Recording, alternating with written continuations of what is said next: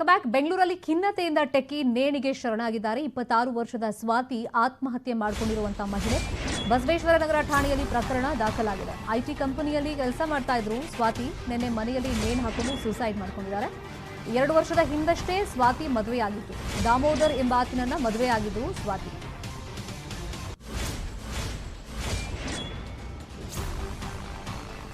ಒಳ್ಳೆ ಕಂಪನಿಯಲ್ಲಿ ಕೆಲಸ ಮಾಡ್ತಾ ಇದ್ರು ಸ್ವಾತಿ. 2 ವರ್ಷದ ಹಿಂದೆ ದಾಮೋದರ್ ಅನ್ನೋರ ಜೊತೆ ಮದುವೆ ಕೂಡ ಆಗಿತ್ತು. ಆದರೆ ಖಿನ್ನತೆಯಿಂದ ಬಳಲ್ತಾ ಇದ್ರು ಸ್ವಾತಿ ಅಂತ ಮಾಹಿತಿ ಲಭ್ಯವಾಗಿದೆ.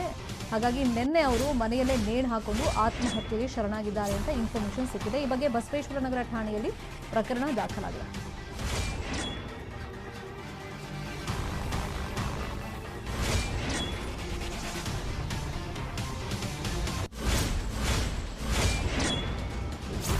ಬೆಂಗಳೂರಲ್ಲಿ ಖಿನ್ನತೆಯಿಂದ ಟೆಕ್ಕಿ ನೇಣಿಗೆ ಶರಣಾಗಿದ್ದಾರೆ. ಫೋಟೋದಲ್ಲಿ ತೋರಿಸ್ತಾ ಇದೀವಲ್ಲ, ಇವರೇ 26 ವರ್ಷದ ಸ್ವಾತಿ.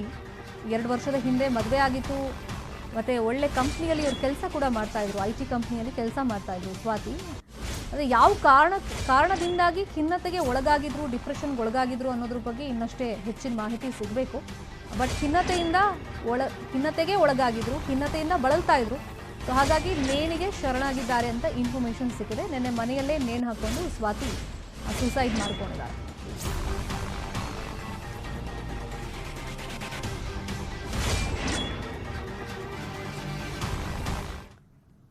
ಮಂಡ್ಯದ ಮದ್ದೂರಲ್ಲಿ ಬಿಜೆಪಿ ಜನಸಂಕಲ್ಪ ಯಾತ್ರೆ ನಡೀತಾ ಇದೆ. ಸಿಎಂ ಬಸವರಾಜ ಬೊಮ್ಮಾಯಿ ಮಾತಾಡ್ತಾ ಇದ್ದಾರೆ, ನೋಡೋಣ. ಮದ್ದೂರಿನ ಜನತೆ ಬಹಳ ದೊಡ್ಡ ಪ್ರಮಾಣದ ಬದಲಾವಣೆಯನ್ನು ತಾವು ಬಯಸ್ತಾ ಇದ್ದೀರಿ. ಭಾರತೀಯ ಜನತಾ ಪಕ್ಷ, ವಿಶ್ವಮಾನ್ಯ ನಾಯಕ ನರೇಂದ್ರ ಮೋದಿಜಿಯವರು ಇವತ್ತು ತಮ್ಮನ್ನು ಉದ್ದೇಶಿಸಿ ಮಾತನಾಡಿದಂಥ ಕರ್ನಾಟಕದ ಕಣ್ಮಣಿ, ರೈತ ಹೋರಾಟಗಾರ, ಅಭಿವೃದ್ಧಿಯ ಹರಿಕಾರ, ರಾಜಾ ಹುಲಿ, ಸನ್ಮಾನ್ಯ BS ಯಡಿಯೂರಪ್ಪನವರ ನೇತೃತ್ವದಲ್ಲಿ ಕಂದಾಯ ಸಚಿವ ಅಶೋಕ್ ಅವರ ಒಂದು ನಾಯಕತ್ವದಲ್ಲಿ ಈ ಭಾಗದಲ್ಲಿ ದೊಡ್ಡ ಪ್ರಮಾಣದ ಭಾರತೀಯ ಜನತಾ ಪಕ್ಷದ ಗಾಳಿ ಏಳಲಿದೆ. ವೇದಿಕೆ ಮೇಲಿರುವಂಥ ಎಲ್ಲ ಗಣ್ಯಮಾನ್ಯರೇ, ಇಲ್ಲಿ ನೆರೆದಿರುವಂಥ ಅಣ್ಣ ತಮ್ಮಂದಿರ, ಅಕ್ಕ ತಂಗಿರ, ಮಾಧ್ಯಮದ ಸ್ನೇಹಿತ ಬಂಧುಗಳೇ, ಮಂಡ್ಯ ಜಿಲ್ಲೆಯ ಇತಿಹಾಸವನ್ನು ತೆಗೆದು ನೋಡಿದಾಗ ಇಲ್ಲಿ ಕೇವಲ ಕಾಂಗ್ರೆಸ್ ಮತ್ತು JDS ತನ್ನ ಆಡಳಿತವನ್ನು ಮಾಡಿಕೊಂಡು ಬಂದಿದೆ. ಇವತ್ತು ಮಂಡ್ಯ ಜಿಲ್ಲೆ ಒಂದು ಕಾಲದಲ್ಲಿ ಸಕ್ಕರೆ ನಾಡಾಗಿ ಇಡೀ ದೇಶಕ್ಕೆ ಪ್ರಸಿದ್ಧವಾಗಿತ್ತು. ಅಂತ ಸಕ್ಕರೆ ನಾಡಿನ ಹೆಮ್ಮೆಯ ಕಾರ್ಖಾನೆಯನ್ನು ಮುಚ್ಚಾಕಿದ್ರು. ಮಂಡ್ಯ ಜಿಲ್ಲೆಯ ಕಬ್ಬು ಬೆಳೆಗಾರರು ಮೈಸೂರು ಜಿಲ್ಲೆಗೆ ಕಬ್ಬನ್ನು ಅರಗಿಸುವ ಹೋಗುವಂತಹ ಪರಿಸ್ಥಿತಿಯನ್ನು ತಂದಿಟ್ಟಿದ್ರು. ನಮ್ಮ ನಾಯಕರಾದಂಥ ಯಡಿಯೂರಪ್ಪನವರು ಮೈಸೂರು ಶುಗರ್ ಫ್ಯಾಕ್ಟರಿಗೆ ಸುಮಾರು 10 ವರ್ಷದ ಹಿಂದೆ 50 ಕೋಟಿಯನ್ನು ಕೊಟ್ಟು ಪುನಶ್ಚೇತನ ಮಾಡುವಂತಹ ಪ್ರಯತ್ನವನ್ನು ಮಾಡಿದ್ರು. ಆದರೆ ಮುಂದೆ ಬಂದಂತಹ ಸರ್ಕಾರ ಅದನ್ನು ಮುಂದುವರೆಸದೆ ದುರಾಡಳಿತವನ್ನು ಮಾಡಿ ರೈತರ ಸಂಕಷ್ಟವನ್ನ ಇಮ್ಮಡಿ ಮಾಡಿ ಇವತ್ತು ಮಂಡ್ಯ ಜಿಲ್ಲೆಯ ರೈತರ ಇಡೀ ಶಾಪವನ್ನು ಹಾಕುವಂತಹ ಪರಿಸ್ಥಿತಿ ಬಂದಿತ್ತು. ಮತ್ತೆ ಭಾರತೀಯ ಜನತಾ ಪಕ್ಷ ಸರ್ಕಾರವೇ ಅಧಿಕಾರಕ್ಕೆ ಬರಬೇಕಾಯಿತು. ನಾನು ಮುಖ್ಯಮಂತ್ರಿಯಾಗಿ ಇವತ್ತು ಮೈ ಶುಗರ್ ಫ್ಯಾಕ್ಟರಿಯನ್ನು ಪ್ರಾರಂಭ ಮಾಡಿ ಕಬ್ಬನ್ನು ಅರಗಿಸ್ತಾ ಇದ್ದೇವೆ. ರೈತರಿಗೆ ಬಿಲ್ಲನ್ನು ಕೂಡ ಕೊಡ್ತಾ ಇದ್ದೇವೆ. ಇದು ಕೇವಲ ಭಾರತೀಯ ಜನತಾ ಪಕ್ಷ ಕರ್ನಾಟಕದಲ್ಲಿ ಮಾಡಕ್ಕೆ ಸಾಧ್ಯ ಇದೆ. ಈಗ ನೀವು ಹೇಳಿ, ಮಂಡ್ಯ ಜಿಲ್ಲೆಯ ಬಗ್ಗೆ ಕಳಕಳಿ ಇರುವಂತಹದ್ದು ತಾವು ಅವಕಾಶ ಕೊಟ್ಟಂತ ಕಾಂಗ್ರೆಸ್ JDS ಮಾಡಿದ್ರ, ಅಥವಾ ಇವತ್ತು ನಿಮ್ಮ ಬಗ್ಗೆ ಅತ್ಯಂತ ಪ್ರೀತಿ ವಿಶ್ವಾಸ, ರೈತರ ಶ್ರಮಕ್ಕೆ ಯೋಗ್ಯ ಬೆಲೆ ಸಿಗಬೇಕು ಅಂತ ಹೇಳಿ ಭಾರತೀಯ ಜನತಾ ಪಕ್ಷ ಸರ್ಕಾರ ಮಾಡಿದೆಯಾ? ಯಾಕೆ ಮಾಡಕ್ಕಾಗಲಿಲ್ಲ? ಅವ್ರು ನನಗೆ ಬಂದು ಹೇಳ್ತಾ ಇದ್ರು, ಇದು ಮಾಡಕ್ಕೆ ಸಾಧ್ಯವೇ ಇಲ್ಲ. ನಾನು ಘೋಷಣೆಯನ್ನು ಮಾಡಿದೆ, ಘೋಷಣೆ ಮಾಡಿದಾಗಲೂ ಕೂಡ ಇದು ಸಾಧ್ಯವೇ ಇಲ್ಲ. ಅದನ್ನ ಯಾವುದು ಅಸಾಧ್ಯ ಇದೆ ಅದನ್ನ ಸಾಧ್ಯ ಮಾಡಿ ತೋರಿಸೋದಕ್ಕೆ ನಾವು ಬಂದಿದ್ದೇವೆ. ಕರ್ನಾಟಕದ ಜನತೆಯನ್ನ, ಮಂಡ್ಯ ಜನತೆಯನ್ನ ಬಹಳ ವರ್ಷ ನೀವು ಮೋಸ ಮಾಡಕ್ ಸಾಧ್ಯ ಇಲ್ಲ. ನಿಮ್ಮನ್ನ ಭಾವನಾತ್ಮಕವಾಗಿ ಸೆಳೆದು ಮತಗಳನ್ನ ಪಡೆಯುವಂತ ರಾಜಕಾರಣ ಇನ್ನು ಮುಂದೆ ನಡೆಯುವುದಿಲ್ಲ. ನಿಮ್ಮ ಹಕ್ಕನ್ನ ಕೊಡುವಂತ, ನಿಮ್ಮ ಅಭಿವೃದ್ಧಿಯನ್ನ ಮಾಡುವಂತ, ನಿಮ್ಮ ಬದುಕನ್ನ ಉನ್ನತೀಕರಿಸುವಂತ ಒಂದು ರಾಜಕಾರಣ ಇವತ್ತು ಮಂಡ್ಯಕ್ಕೆ ಬೇಕಾಗಿದೆ. ಮಂಡ್ಯದ ಸ್ವಾಭಿಮಾನ, ಮಂಡ್ಯದ ಅಭಿಮಾನ ಇವತ್ತು ಅದು ಬೇಡಿಕೆಯನ್ನು ಇಟ್ಟಿದೆ. ಈ ಮಂಡ್ಯದ ಸ್ವಾಭಿಮಾನ ಉಳಿಬೇಕಾದ್ರೆ ಮಂಡ್ಯ ಜಿಲ್ಲೆಯ ಜನರ ಆಶೋತ್ತರಗಳು ಈಡೇರಬೇಕಾಗಿದೆ. ಕೇವಲ ಭಾಷಣದಿಂದ ಹೊಟ್ಟೆ ತುಂಬುವುದಿಲ್ಲ. ನಿಮ್ಮ ಆಶ್ವಾಸನೆಯನ್ನ ಕೇಳಿ ಕೇಳಿ ಕೇಳಿ ಸಾಕಾಗಿದೆ. ಬದಲಾವಣೆ ಅವಶ್ಯಕತೆ ಇದೆ. ಬಂಧುಗಳೇ, ನಾನು ಅತ್ಯಂತ ಕಳಕಳಿಯಿಂದ ನಾವು ಮಾಡುತ್ತಿರುವಂತಹ ಕೆಲಸವನ್ನ ಮುಂದೆ ಇಟ್ಟುಕೊಂಡು, ಇವತ್ತು ಅದು ಮೈಸೂರು ಸಕ್ಕರೆ ಕಾರ್ಖಾನೆ ಇರಬಹುದು ಅಥವಾ ಇಲ್ಲಿಯ ನೀರಾವರಿ ಯೋಜನೆಗಳಿರ್ಬೋದು. ನಿಮಗೆ ಗೊತ್ತಿರಲಿ, KRS ಡ್ಯಾಮಿನ ಗೇಟ್ಗಳು ಎಲ್ಲವೂ ಕೂಡ ಶೀತಲಗೊಂಡು 300 ಕ್ಯೂಸೆಕ್ಸ್ ನೀರು ಹರಿತಾ ಇತ್ತು. ಆ ಗೇಟ್ಗಳನ್ನು ದುರಸ್ತಿ ಮಾಡುವಂತ ಕೆಲಸವನ್ನ ಸನ್ಮಾನ್ಯ ಯಡಿಯೂರಪ್ಪನವರ ನಾಯಕತ್ವದಲ್ಲಿ ನೀರಾವರಿ ಸಚಿವನಾಗಿ ನಾನು ಮಾಡಿದೆ. ಅದನ್ನು ಮಾಡುವಾಗಲೂ ಕೂಡ ಹೇಳಿದರು, ಇದನ್ನ ಮುಟ್ಟಬೇಡಿ, ಶಾಪ ಇದೆ, ಮೇಲೆ ಎತ್ತಿರಿ ತಳಗಿಳಿಯಲ್ಲ, ನೀರು ಹರಿದ್ರೆ ನೀವು ರಾಜೀನಾಮೆ ಕೊಡಬೇಕು. ನಾನು ಹೇಳಿದೆ, ಒಳ್ಳೆ ಕೆಲಸ ಮಾಡ್ತಾ ಇದ್ದೇನೆ, ರೈತರ ಕೆಲಸ ಮಾಡ್ತಾ ಇದ್ದೇನೆ, ಇದಕ್ಕೆ ಯಾವುದಕ್ಕೂ ಅಳಕೋದಿಲ್ಲ, ಅಂಜೋದಿಲ್ಲ, ಮಾಡೇ ತೀರ್ತೀನಿ ಅಂತ ಮಾಡಿದ್ದೇನೆ. ಇವತ್ತು +70 +80 +105 ಈ ಗೇಟ್ಗಳನ್ನು ಹೊಸದಾಗಿ ಮಾಡಿದ್ದೇವೆ. ಇನ್ನು 80 ಕೋಟಿ ರೂಪಾಯಿ ಯೋಜನೆ ನಾನು ಮಂಜೂರಾತಿಯನ್ನು ಕೊಡ್ತಾ ಇದ್ದೇನೆ. ಆ 80 ಕೋಟಿಯಲ್ಲಿ ಉಳಿದಂತ ಗೇಟ್ಗಳನ್ನು ಪೂರ್ತಿ ಮಾಡಿದ್ರೆ ಮುಂದಿನ 50 ವರ್ಷ KRS ಡ್ಯಾಮ್ ಅತ್ಯಂತ ಸುರಕ್ಷಿತವಾಗಿರ್ತದೆ. ಮಂಡ್ಯ ಜಿಲ್ಲೆಯ ಜನರಿಗೆ ನೀರನ್ನು ಒದಗಿಸಕ್ಕೆ ಸಾಧ್ಯ ಇದೆ. ಇದು ನಮ್ಮ ಬದ್ಧತೆ. ಯಾಕೆ ಹಿಂತಿರುಗಿ ನೋಡಿರಲಿಲ್ಲ ನೀವು? ಮಂಡ್ಯದ ವಿಸಿ ನಾಲೆ ನದಿಗುದಿಗೆ ಬಿದ್ದಿತ್ತು. ನಾನು ನೀರಾವರಿ ಸಚಿವನಿದ್ದಾಗ 330 ಕೋಟಿ ರೂಪಾಯಿನ ಕೊಟ್ಟು ಆ ಸಂಪೂರ್ಣ ಕಾಲುವೆಯನ್ನು ಆಧುನೀಕರಣವನ್ನ ಮಾಡಿದ್ದು. ಮುಂದೆ ನಾವಿದ್ದಾಗ 500 ಕೋಟಿ ರೂಪಾಯಿನ ಕೊಟ್ಟು ವಿತರಣಾ ಕಾಲುವೆಗೆ ಮಂಜೂರಾತಿಯನ್ನು ಮಾಡಿದ್ವಿ. ಸರ್ಕಾರ ಬದಲಾವಣೆ ಆಯ್ತು. ಮುಂದೆ ಬಂದಂತಹ ಸರ್ಕಾರ ಇವತ್ತು ಅದನ್ನು ಯಾವ ಕೆಲಸವನ್ನ ಮಾಡಿಲ್ಲ. ಮಾಡಿದ್ರೆ ಮದ್ದೂರು ಬ್ರಾಂಚ್ ಕ್ಯಾನಲ್ನ ಕೊನೆಯ ಹಳ್ಳಿಗೆ ಇವತ್ತು ನೀರು ಬರಬೇಕಾಗಿತ್ತು. ಬಂಧುಗಳೇ, ನಿಮಗೆ ಗೊತ್ತಿರಲಿ, ಮದ್ದೂರು ಬ್ರಾಂಚ್ ಕ್ಯಾನಲಿನ ಕೊನೆಯ ಹಳ್ಳಿವರೆಗೂ ನಾನು ಬಂದಿದ್ದೇನೆ, ನಾನು ನೋಡಿದ್ದೇನೆ. ಈ ಭಾಗದಲ್ಲಿ ಮದ್ದೂರು ಬ್ರಾಂಚ್ ಕ್ಯಾನಲ್, ಆ ಕಡೆ ಸಾಕರ್ ಚೆನ್ನಯ್ಯನ ಕ್ಯಾನಲ್. ಆ ಭಾಗದ ಕೊನೆಯ ಭಾಗದ ರೈತರಿಗೆ ಕಾವೇರಿ ನೀರು ತಲುಪ್ತಾ ಇಲ್ಲ. ಅದರ ಆಧುನೀಕರಣ ಆಗಬೇಕು, ಡಿಸ್ಟ್ರಿಬ್ಯೂಟರ್ಸ್ ಆಗಬೇಕು, ಲ್ಯಾಟ್ರಲ್ ಆಗಬೇಕು. ಆ ಕೆಲಸವನ್ನ ಮತ್ತೆ ನಮ್ಮ ಹೆಗಲಿಗೆ ಬಂದಿದೆ. ಆ ಕೆಲಸವನ್ನ ನಾನು ಮಾಡೇ ತೀರ್ತೇನೆ. ಇವತ್ತು ಹೇಳಿ ಹೋಗ್ತಾ ಇದ್ದೇನೆ, ಮದ್ದೂರು ತಾಲೂಕಿನ ಮದ್ದೂರು ಬ್ರಾಂಚ್ ಕೆನಲ್ನ ರೈತರ ಕೊನೆಯ ಭಾಗಕ್ಕೆ ನಿರಂತರವಾಗಿ ಸುರಕ್ಷಿತವಾಗಿ ಸಮೃದ್ಧಿಯಾಗಿ ನೀರು ತರುವಂತಹ ಕೆಲಸವನ್ನ ನಾವು ಮಾಡ್ತೇವೆ ಅಂತ ಪಣವನ್ನ ತೊಡ್ತಾ ಇದ್ದೇನೆ ಬಂಧುಗಳು. ಅಷ್ಟೇ ಅಲ್ಲ, ಈ ಭಾಗದ ಔದ್ಯೋಗೀಕರಣ ಆಗಬೇಕು, ಯುವಕರ ಕೈಗೆ ಕೆಲಸ ಸಿಗಬೇಕು. ಆ ನಿಟ್ಟಿನಲ್ಲಿ ನಮ್ಮ ಸರ್ಕಾರ ಇವತ್ತು ಮೈಸೂರು ಬೆಂಗಳೂರು ಕಾರಿಡಾರ್ ಏನಿದೆ ಇದನ್ನ ಸ್ಥಾಪನೆಯನ್ನು ಮಾಡ್ತಾ ಇದ್ದೇವೆ. ಇವತ್ತು ಡಬಲ್ ಇಂಜಿನ್ ಸರ್ಕಾರ ಕೇಂದ್ರ ಮತ್ತು ರಾಜ್ಯದಲ್ಲಿದೆ. ಹೀಗಾಗಿ ಇವತ್ತು ಬೆಂಗಳೂರು ಮೈಸೂರು ಇನ್ಫ್ರಾಸ್ಟ್ರಕ್ಚರ್ ಕಾರಿಡಾರ್ ಇವತ್ತೇನಾದರೂ ಆಗ್ತಾ ಇದ್ರೆ ಅದರ ಆಶೀರ್ವಾದ ನಮ್ಮ ನೆಚ್ಚಿನ ಪ್ರಧಾನಮಂತ್ರಿ ನರೇಂದ್ರ ಮೋದಿಜಿ ಅವ್ರದ್ದು ಅಂತ ಹೇಳಕ್ಕೆ ಇಚ್ಛೆ ಪಡ್ತೇನೆ. ಇವತ್ತು ದಶಪಥದ ಈ ಹೈವೇಯ ಗುಂಟ ಹೈ ಸ್ಪೀಡ್ ಟ್ರೈನ್ ಅನ್ನು ಬೆಂಗಳೂರು ಮೈಸೂರು ನಡುವೆ ಮಾಡ್ತಾ ಇದ್ದೇವೆ. ಕೇವಲ 1.5 ಗಂಟೆಯಲ್ಲಿ ಮೈಸೂರಿಗೆ ಮುಟ್ಟಬೇಕು. ಯಾಕೆ ಇದೇ ಮಾಡೋಕ್ಕಾಗಲಿಲ್ಲ? ಸಿದ್ದರಾಮಯ್ಯ ಅವರು ಇಲ್ಲಿ ಮುಖ್ಯಮಂತ್ರಿ, ಮನಮೋಹನ್ ಸಿಂಗ್ ಅಲ್ಲಿ ಪ್ರಧಾನಮಂತ್ರಿ.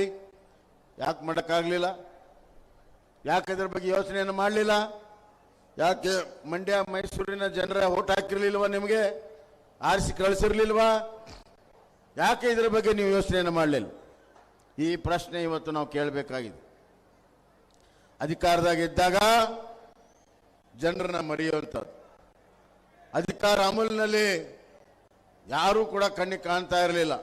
ನೆನಪಿರಲಿ ನಿಮಗೆ, ನೆನಪು ಮಾಡಿಕೊಡ್ತಾ ಇದ್ದೇನೆ.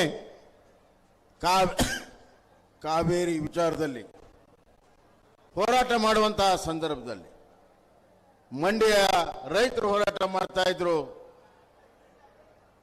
ಅವತ್ತಿನ ಮುಖ್ಯಮಂತ್ರಿ ಈ ಕಡೆ ತಿರುಗಿ ನೋಡಲಿಲ್ಲ. ಇಲ್ಲೇ ಓಡಾಡ್ತಾ ಇದ್ರು, ಆದರೆ ತಿರುಗಿ ನೋಡಲಿಲ್ಲ.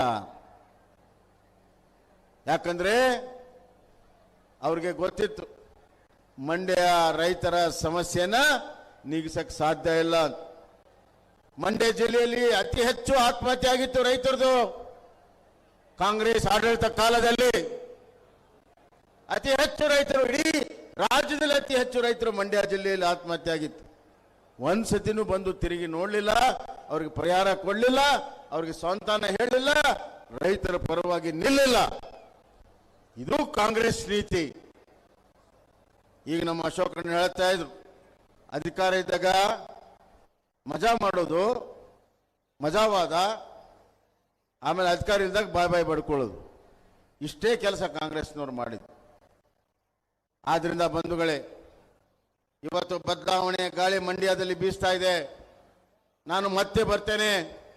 ನಿರಂತರವಾಗಿ ಮಂಡ್ಯ ಜಿಲ್ಲೆಯಲ್ಲಿ ಭಾರತೀಯ ಜನತಾ ಪಕ್ಷದ ಬಾವುಟವನ್ನು ಹಾರಿಸಲು ಅತಿ ಹೆಚ್ಚು ಸಮಯವನ್ನು ನಾನು ಕೊಡ್ತೇನೆ.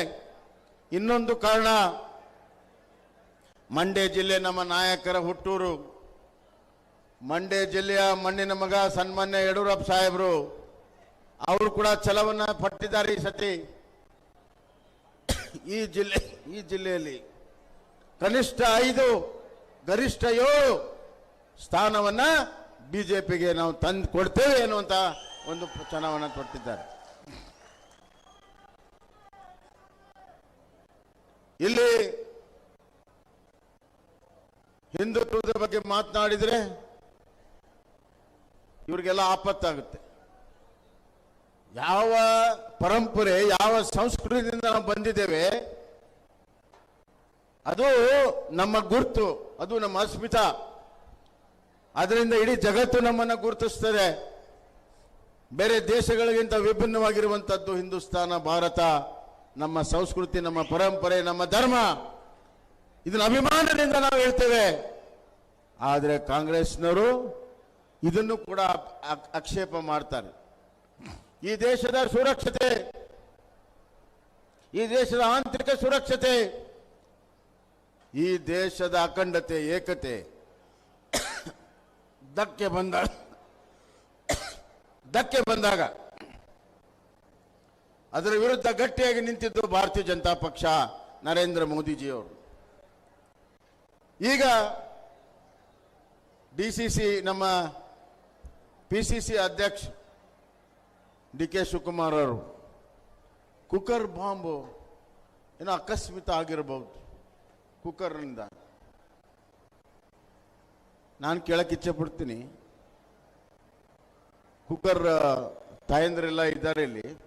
ಕುಕ್ಕರಲ್ಲಿ ನಾವೆಲ್ಲ ಅನ್ನ ಬೇಯಿಸ್ತೀವಿ. ಅನ್ನ ಬೇಯಿಸಿದ್ರೆ ಯಾವತ್ತಾದ್ರು ಸ್ಫೋಟ ಆಗ್ತದ? ಕುಕ್ಕರ್ ಬಾಂಬ್ನಲ್ಲಿ ಬಾಂಬ್ ಬಿಟ್ಟರೆ ಸ್ಫೋಟ ಆಗದೆ ಇನ್ನೇನಾಗುತ್ತೆ? ಪ್ರೆಷರ್ ಕುಕ್ಕರಲ್ಲಿ ಬಾಂಬ್ ಬಿಟ್ಟು ಸಿಕ್ಕಾಕೊಂಡು ಹಲವಾರು ಕಡೆ ಬೇರೆ ಬೇರೆ ಹೆಸರಿನಲ್ಲಿ ಇದ್ದು ಅಂತಾರಾಷ್ಟ್ರೀಯ ಮಟ್ಟದ ಎಲ್ಲ ಸಂಪರ್ಕಗಳನ್ನು ಇಟ್ಟಂತ ವ್ಯಕ್ತಿಗೆ ಪರಾವಯ ಸಮೇತ ಹಿಡಿದ್ರೆ ಇವರು ಹೇಳ್ತಾರೆ ಅದೇದೋ ಆಕಸ್ಮಿಕ ಆಗಿರುವಂತಹದ್ದು, ಇನ್ನೊಂದು ಯಾವುದೋ ಇನ್ನೂ ಯಾವುದು ಮುಚ್ಚಾಕೋ ಪ್ರಶ್ನೆನೇ ಇಲ್ಲ. ಕಾಂಗ್ರೆಸ್ನ ಕರ್ಮಕಾಂಡ ಇನ್ನ ಬಹಳಷ್ಟು ಬಯಲಿಗೆ ಬರಲಿದೆ. ಒಂದೊಂದೇ ತೆಗೆದರೆ ಅವ್ರಿಗೆ ಉತ್ತರವನ್ನ ಕೊಡಕ್ಕೆ ಸಾಧ್ಯ ಇಲ್ಲ. ಕಾಂಗ್ರೆಸ್ಗೆ ಜನರ ಮತವನ್ನ ಕೇಳುವಂತ ನೈತಿಕ ಹಕ್ಕನ್ನು ಕಳ್ಕೊಂಡಿದ್ದಾರೆ. ಅದಕ್ಕಾಗಿ ಇಡೀ ದೇಶದಲ್ಲಿ ಧೂಳಿಪಟಾಗಿದೆ. 23ರಲ್ಲಿ ಕರ್ನಾಟಕದಲ್ಲೂ ಕೂಡ ಕಾಂಗ್ರೆಸ್ ಧೂಳಿಪಟ ಆಗ್ತದೆ ಅನ್ನುವಂತ ಮಾತನ್ನ ನಾನು ಹೇಳಕ್ಕೆ ಇಚ್ಛಪಡ್ತೇನೆ. ಎಲ್ಲ ಸಮುದಾಯ ಎಲ್ಲರನ್ನೂ ಒಗ್ಗೂಡಿಸಿ ನಮ್ಮ ನಾಯಕರಾದಂಥ ಯಡಿಯೂರಪ್ಪನವರು ಸರ್ವರಿಗೂ ಸಮಪಾಲು ನೀತಿಯಿಂದ ಆಡಳಿತವನ್ನ ಮಾಡಿದ್ದಾರೆ. ನಮ್ಮ ನಾಯಕರಾದಂಥ ನರೇಂದ್ರ ಮೋದಿಯವರು ಸಬ್ಕೆ ಸಾಥ್ ಸಬ್ಕೆ ವಿಕಾಸ್ ಅನ್ನ ಇವತ್ತು ಅವರು ಕೆಲಸವನ್ನ ಮಾಡ್ತಾ ಇದ್ದಾರೆ. ಇವತ್ತು ಕನಕದಾಸರ ಜಯಂತಿ ಯಾರು ಮಾಡಿದ್ರು? ಸನ್ಮಾನ್ಯ ಯಡಿಯೂರಪ್ಪನವರು ಮಾಡಿದ್ರು. ಕನಕದಾಸರ ಹುಟ್ಟೂರು ಮತ್ತು ಕಾಗಿನೆಲೆ ಅಭಿವೃದ್ಧಿ ಯಾರು ಮಾಡಿದ್ರು? ಸನ್ಮಾನ್ಯ ಯಡಿಯೂರಪ್ಪ ಸಾಹೇಬರು ಮಾಡಿದ್ರು. ಸಿದ್ದರಾಮಣ್ಣ ಮಾಡಿದ್ರ? ಅವ್ರ ಮತವನ್ನ ಪಡ್ಕೊಳ್ತೀರಿ. ವಾಲ್ಮೀಕಿ ಜಯಂತಿಯನ್ನ ಸನ್ಮಾನ್ಯ ಯಡಿಯೂರಪ್ಪ ಸಾಹೇಬರು ಮಾಡಿದ್ರು. ಇವ್ರು ಯಾರಾದರೂ ಮಾಡಿದ್ರ? ಸತೀಶ್ ಜಾರಕಿಹೊಳಿ ಯಾರು ಮಾಡಿದ್ರ? ಕೇವಲ ಮತ ಬ್ಯಾಂಕಿಗಾಗಿ ಹೋರಾಟವನ್ನು ಮಾಡ್ತಾರೆ. ಅಲ್ಪಸಂಖ್ಯಾತರ ಮತವನ್ನು ಪಡೆಯುವ ಸಲುವಾಗಿ ಇಷ್ಟೆಲ್ಲ ಮಾಡೋರು. ವಾಕ್ ಪ್ರಾಪರ್ಟಿ ಸುಮಾರು 5,000 ಕೋಟಿ ವಾಕ್ ಪ್ರಾಪರ್ಟಿಯನ್ನು ನುಂಗ್ ಹಾಕಿದವರು ಕಾಂಗ್ರೆಸ್ಸಿಗರು. ಇವತ್ತು ಅಲ್ಪಸಂಖ್ಯಾತರಿಗೂ ಕೂಡ ಮೋಸವನ್ನ ಕಾಂಗ್ರೆಸ್ನವರು ಕೂಡ ಮಾಡಿದ್ದಾರೆ. ಇಂಥವ್ರಿಗೆ ಮತ್ತೆ ಅಧಿಕಾರವನ್ನ ಕೊಟ್ರೆ ರಾಜ್ಯದ ಗತಿ ಏನಾಗ್ತದೆ ಅನ್ನೋ ತಾವೆಲ್ಲ ಎಚ್ಚರಿಕೆ ವಹಿಸಬೇಕು. ರಾಜ್ಯವನ್ನ ಸುರಕ್ಷಿತವಾಗಿ ರಾಜ್ಯವನ್ನ ಅಭಿವೃದ್ಧಿ ಪಥದಲ್ಲಿ ತೆಗೆದುಕೊಂಡು ಹೋಗಬೇಕಾದ್ರೆ ಮತ್ತೊಮ್ಮೆ ಭಾರತೀಯ ಜನತಾ ಪಕ್ಷಕ್ಕೆ ಮತವನ್ನ ಕೊಡಬೇಕು. ಈ ಭಾಗದಲ್ಲಿ ತಾವು ಈ ಬಾರಿ ದೊಡ್ಡ ಮತವನ್ನ ಕೊಟ್ಟರೆ ಸಂಪೂರ್ಣವಾದಂತಹ ಒಂದು ಮೆಜಾರಿಟಿಯಿಂದ ನಾವೆಲ್ಲರೂ ಕೂಡ ನಾವು ಬರಬಹುದು. ಆದ್ರಿಂದ ಟೆರರಿಸ್ಟ್ಗೆ ಸಹಾನುಭೂತಿ ತೋರಿಸುವಂತ, ನಮ್ಮ ಧರ್ಮದ ವಿರುದ್ಧ ಸದಾ ಗದಾ ಪ್ರಹಾರ ಮಾಡುವಂತ, ಅಭಿವೃದ್ಧಿಯ ವಿರೋಧಿಗಳಿರುವಂತ, ದೀನ ದಲಿತರ ವಿರೋಧಿ ಇರುವಂತ ರಿಸರ್ವೇಶನ್ ನೀವ್ಯಾಕೆ ಕೊಡಕ್ಕಾಗ್ಲಿಲ್ಲ? 40 ವರ್ಷದ ಬೇಡಿಕೆ ಭಾರತೀಯ ಜನತಾ ಪಕ್ಷ ಬಂದು ಕೊಡಬೇಕಾಯ್ತಾ? ಯಾಕೆ ನೀವು ಮಾಡಲಿಲ್ಲ?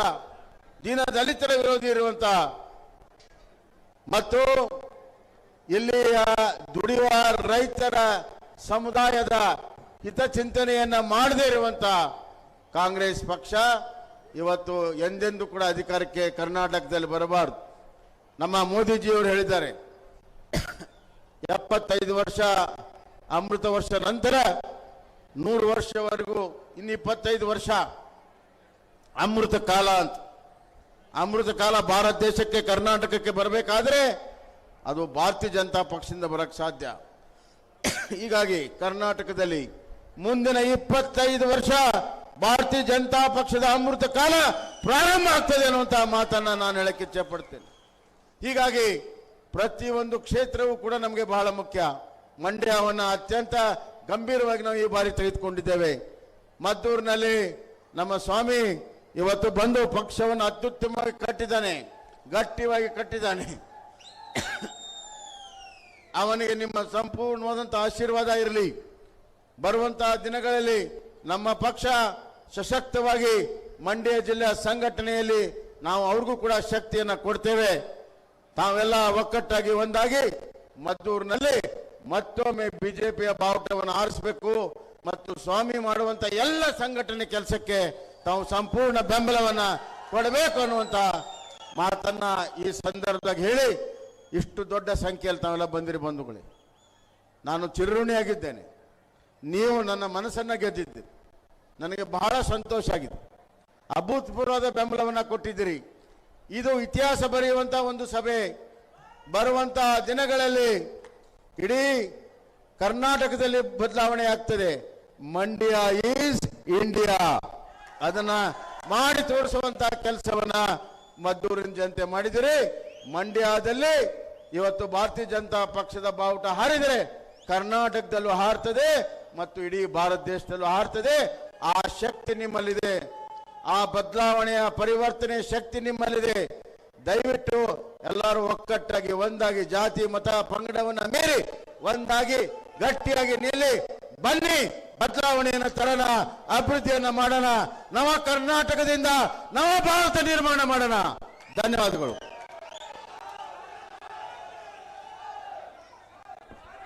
ಎಲ್ಲರಿಗೂ ನಮಸ್ಕಾರ.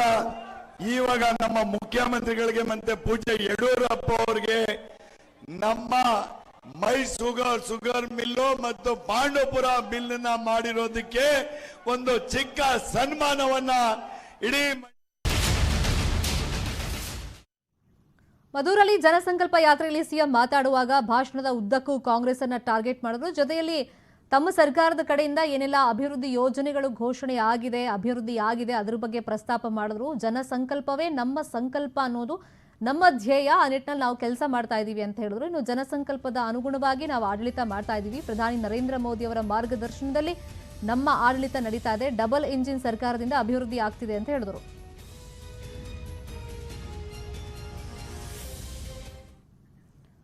ನೀವಿಷ್ಟು ಸದ್ಯದ ನ್ಯೂಸ್ ಅಪ್ಡೇಟ್ಸ್ ನೋಡ್ತಾರೆ. ನ್ಯೂಸ್ 18 ಕನ್ನಡ, ಜಾಲ ನಮ್ಮದು, ಬಲ ನಿಮ್ಮದು.